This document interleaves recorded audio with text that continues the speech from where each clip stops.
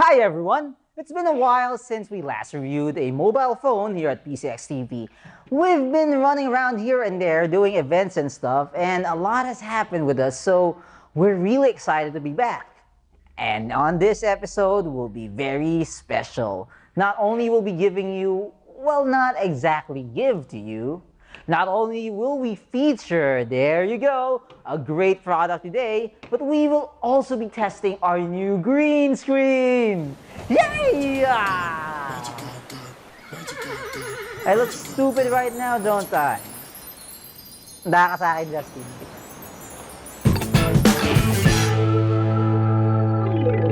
PCX Cobalt, full-fledged desktop in a small package. Available in Celeron, Core i3, and Core i5. Check on the description below for more info. This is the new Asus Zenfone 2, which is probably the most popular phone in the Philippines right now. Just riding the train today, I already saw a couple of Zenphones. Why wouldn't it be? Considering the fast processor, powerful GPU, and that huge 4GB of RAM that only the Zenfone 2 has. Better yet, this is just the tip of the iceberg. There is a whole lot more to the Zenfone 2 than meets the eye.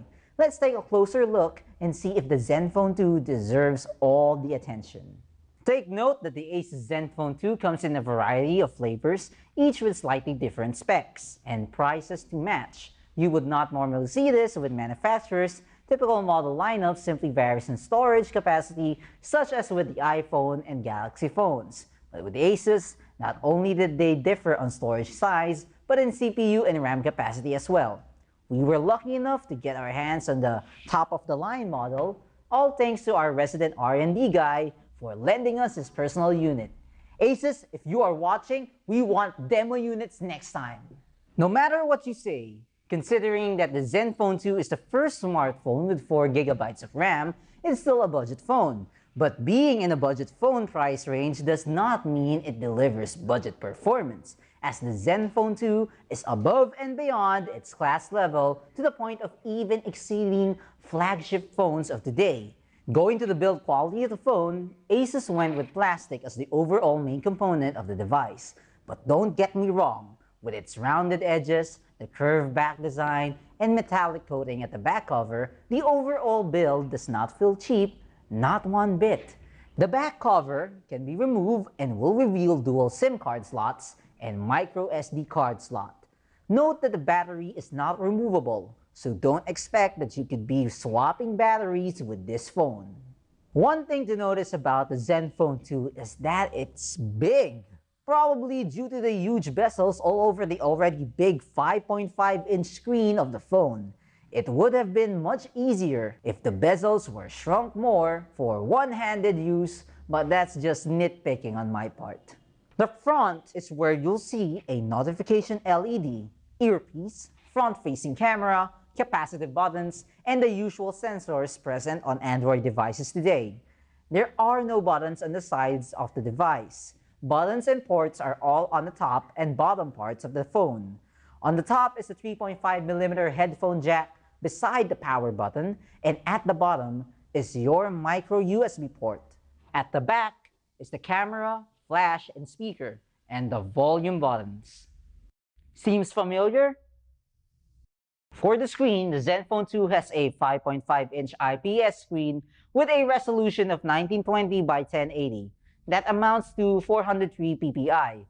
Though most flagship phones today tend to go with QHD, 1080p is still very formidable, as the Zenfone 2 is able to deliver a sharp, bright, and clear display. Not to mention that the 5.5-inch screen makes it perfect for media such as games, videos, web browsing, etc. What's even more amazing is the screen color mode and screen color temperature can be adjusted to your liking. Try beating that!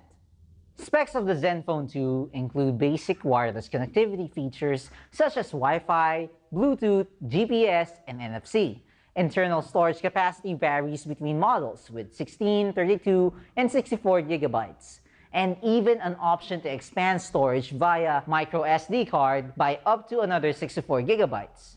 Now the Zenfone 2 might make you believe that it has huge speakers at the back that can deliver louder sound, but don't let the grills fool you. The speaker module is actually only this small, but still the sound quality is acceptable in most cases.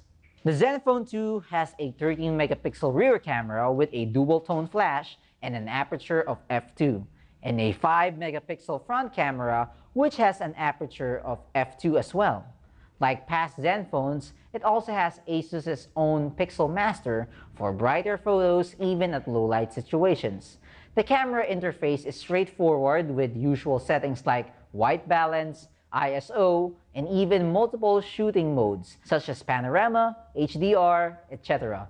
Camera performance is definitely at its best as long as there are good lighting conditions. Here are a couple of sample shots with the Zenfone 2 in different conditions and shooting modes as well.